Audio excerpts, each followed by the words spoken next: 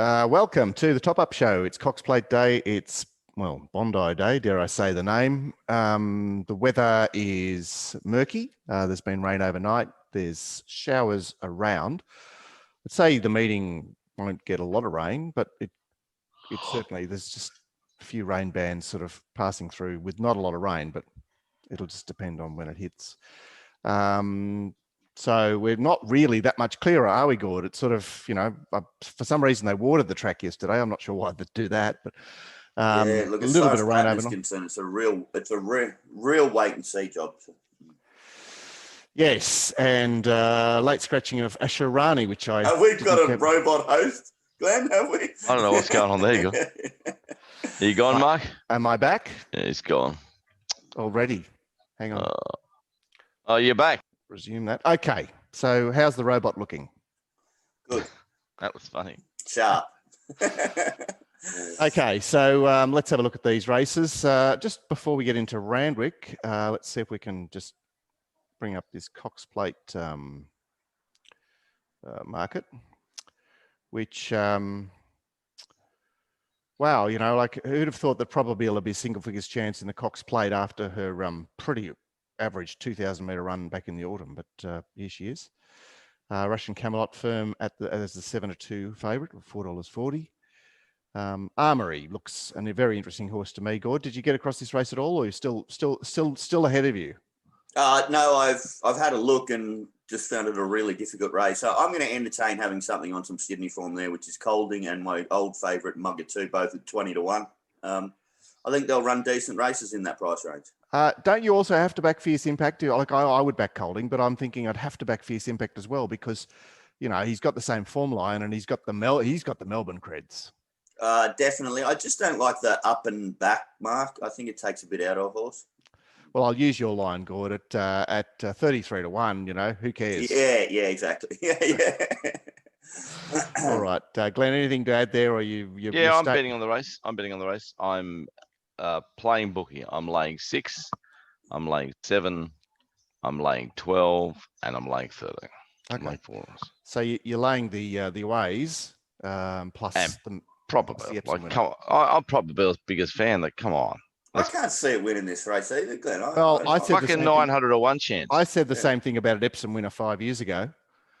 I said, how's this bloody $5 in the Cox Plate, this Winks? Russian Camelot. Oh yeah, but that's remember. And then we said, then we walked away from the race and we said, well, that was an OG. yeah. We've got a black bit there, Mark. Okay, yeah. Well, I'll just bring up Randwick race 1. More action on Jumbo Goal, which is obviously the Nash Deaden in the trial. Yeah, complete unknown, isn't it? John and Gary Moore.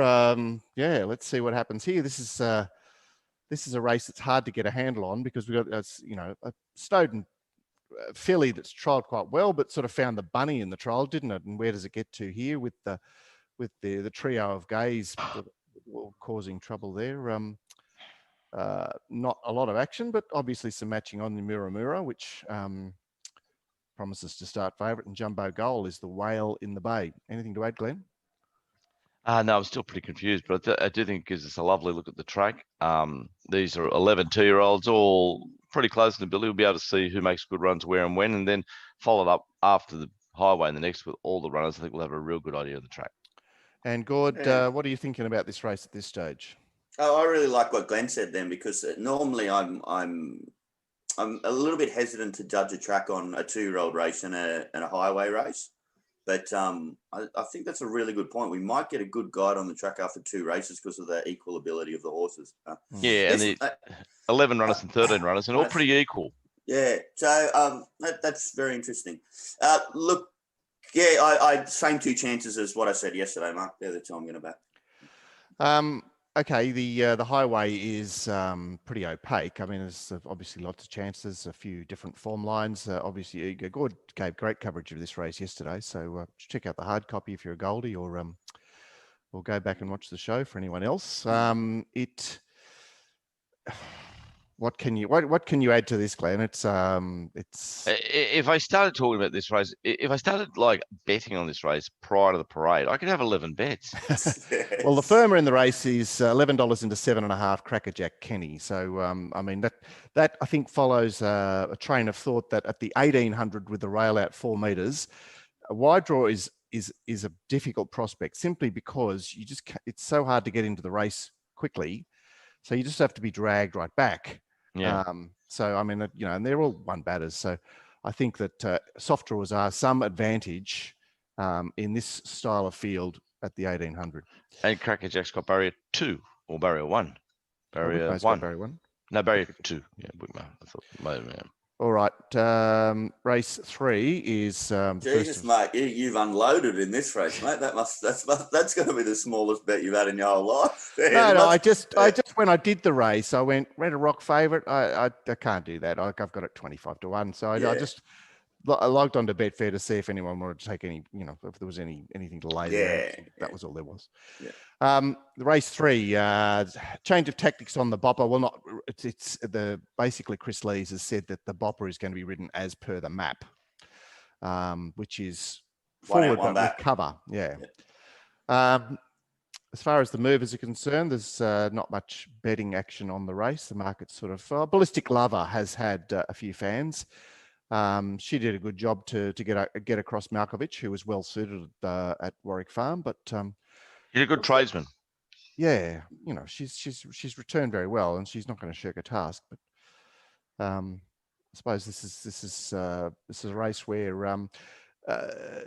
Gord, I wanted to say that the bopper has a line through Black Magnum into Destination, which I thought originally was okay, but I'm less certain now. But I suppose he was just having his pipe opener, and this is a good race for him to come into second up.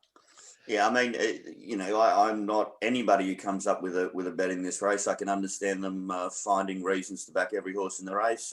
For me, the one I've got to go with, I think the Bopper's the best horse, and it's got some really good figures. So that'll be the bet for me. But I understand, anybody wanting to back any horse. Well, yeah, I think second up, certainly. So who's second up in this race, 3 and 4? Destination's now deep in his preparation. And even on the lead, has been around and around a bit and down to Melbourne and back up. He's my choice in the race, but I'm very, very, very sort of anxious. Glenn, any clarity? It's just hard against the bopper. So I'm terrified because Gord's tipping it. So if it fucking wins, I'll get a job. Okay. All right. Well, that's good to hear. I think we had $1 billion bet in that race, didn't we, Glenn? Yeah, I think that's the one. You had the Bob Rader on the lead. I'll have any other runner plus on the lead if you want. You pick one for me if you like. You want another horse as well as on the lead, or? Yeah, I'll have 2 bets. You have the bopper, and you pick another runner for me. Yeah, fucking pressure's on now. Fucking pressure. You can have Destination. Oh, no, I'm not taking a bet that's an advantage over you. Yeah. I like to be the roughie. Yes. We've just got the one bet. But I'll be very surprised if the Bob wins, guys. I don't know what you're seeing, Gord, but I'm not seeing it. So, and that's what terrifies me. Well, that's but hindsight. Hindsight may offer you something. I'm scared about the race too, because I admit I could be totally wrong, but around that price range, I've got a bet. The blue colours favourite in race 4, of course, Creaderis has 10,000 matched, so 5,000 each side. And I guess the pattern will determine whether that firms from that price. I suppose the parade will be interesting with Royal Celebration. Archidemus, yeah, it'd be very interesting. Archidemus and Cuba are like their advantages are about pace, about being on pace. So a bit of clarity how the track is playing will determine what their fate. But yeah, I think you play this race. There's only 2 ways. You're a person who backs Creaderis, or you're a person who lays it. I don't know what other way you can play the race. No other way. And I think the opinions will be divided. Yeah, well, Irish Dr. Nick. I was declaring Creaderis. Irish Dr. Nick on my bag as well. He's declaring it as well. Okay, well, that's it's not necessarily a profile horse for Irish Dr. Nick, so that's a statement, isn't it? Race 5, is the 2400 metre race, and as forecast on the show, Girl Tuesday, 550 to 420. Attention runs going forward here, I think as per the map. And yeah, I suppose it's on the Betfair grid there. It's had the most attention there. Girl Tuesday, it should be a good betting race because they'll be able to back most of the runners here. Other than that, what can you say? The case for Girl Tuesday with Nash going on board, having that particular hit out in the Metropolitan, it's quite compelling, isn't it, Gord? Yeah, that's compelling, and good information on the show yesterday as well. I mean, Mark and Glenn pretty much stamped Girl Tuesday as the favourite, and it has moved into favouritism. So I hope some people took the over. Yeah. Anything to add, GP? Can we bet on? it's a difficult race. Hey, to say Mark, much about. are you a little bit nervous? State of origin, hey? New South Wales flying home at the moment. Oh, he's doing a great job. The frisbee player. He's really? spotting things. Out wide. He's a bloody beauty. Carrying the team. I'm definitely I'm like the orange boy on the team.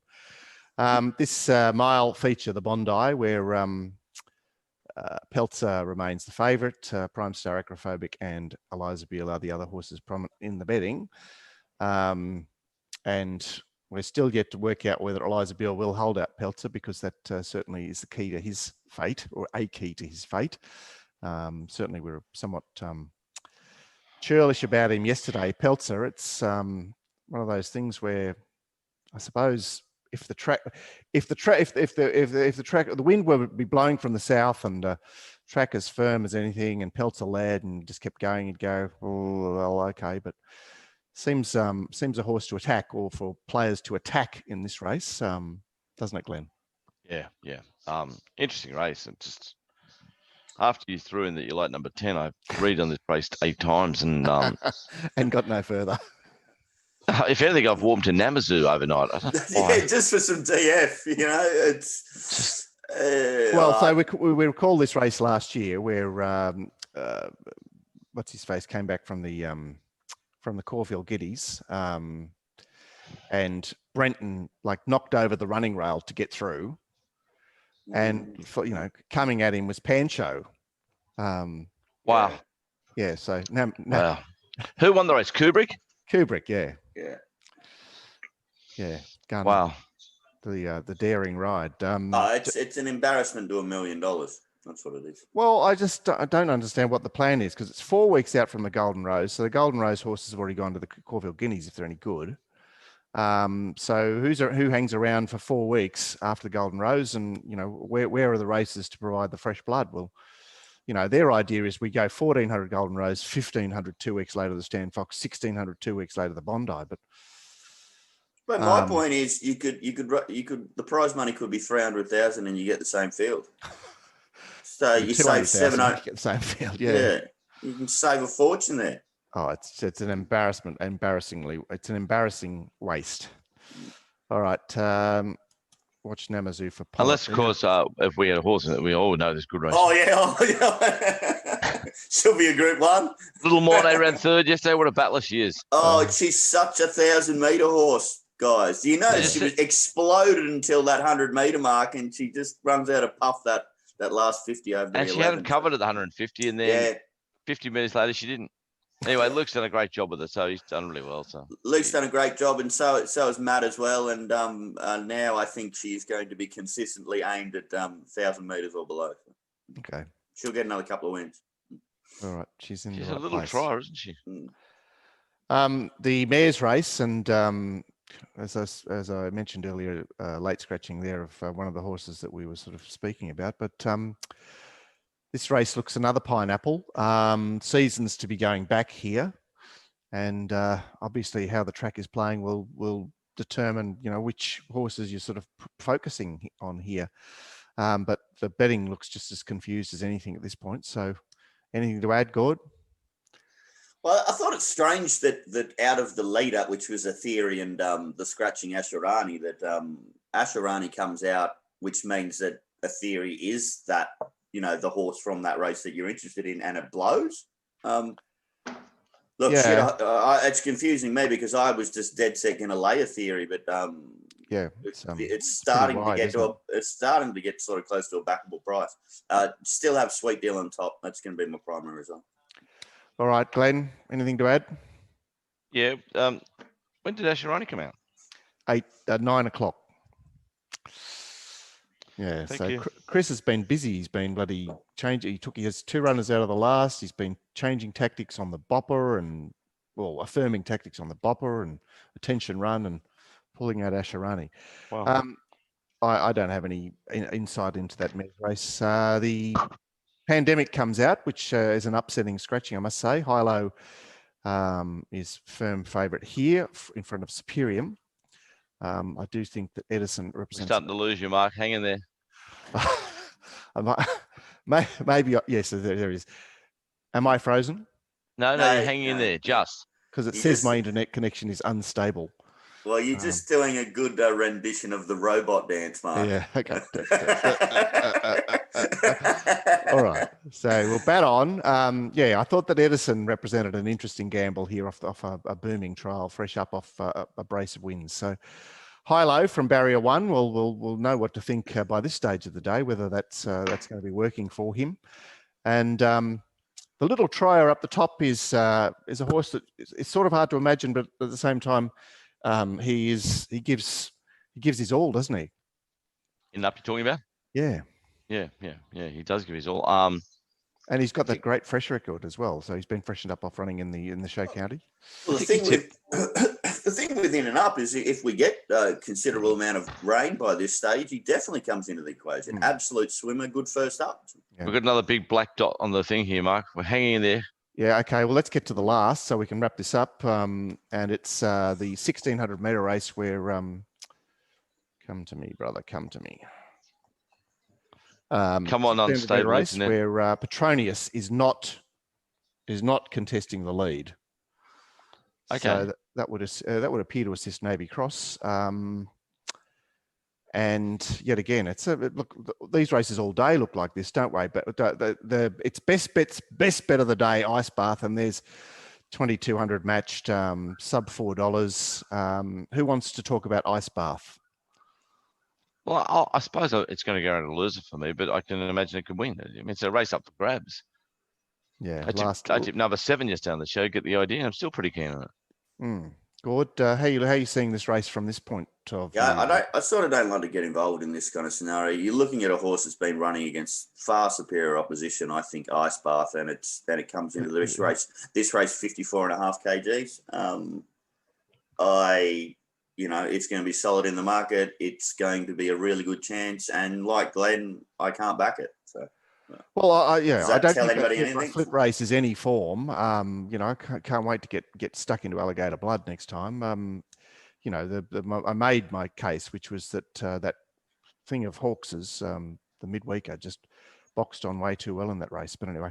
Watching the Scone races yesterday, boys, that Masari had 2 runners go by. They got Petronius here. Look, they both won, but they didn't both win. They both won by 7. So obviously, stable flying. Flying. Yeah, but hang on. What do you mean?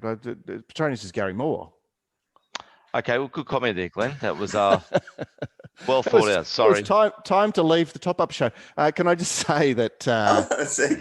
yeah, but let's face it, Arrowfield horses are Arrowfield horses. So, yeah. Okay, so we'll just say that... Yeah, well, we'll cover it up with that. Yeah. Nice deflect there for me, Gord. The Arrowfields are flying. Yeah, okay.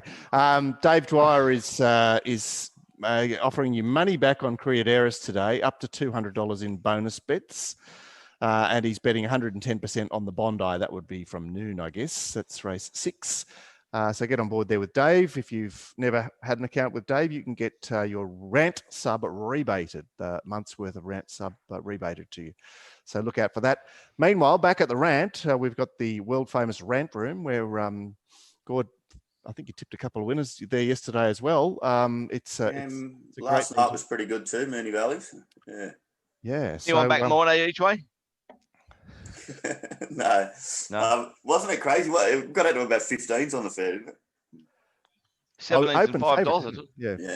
Yeah. It's funny because Right. I backed it and the whole way down the straight, I kept checking my account. I haven't laid this, have I? I haven't. I didn't want to get. You don't get in trouble for backing your horse, do you? Yeah. Well, the weird thing is you could back every other horse in the race and you're not getting in trouble. It's just so I know. stupid. I know it's stupid. All right. But any of you ranters out there that aren't members, you really should be, because you just get so much content. You get access to the chat room, and your first subscription is 2 weeks free. So you get to check it all out. Meanwhile, I'll be sitting back to enjoy Cox Plate Day and obviously the races at Randwick with an eye on the weather. And we'll see you back here on Monday for a look at all things that transpired today. I'm tipping Humidor on the Cox Plate. I think it's got a really good chance, guys. And I tip the Cox Plate winner every single year. All right. So watch this space and see you Monday. I love the confidence. See you guys. See you guys.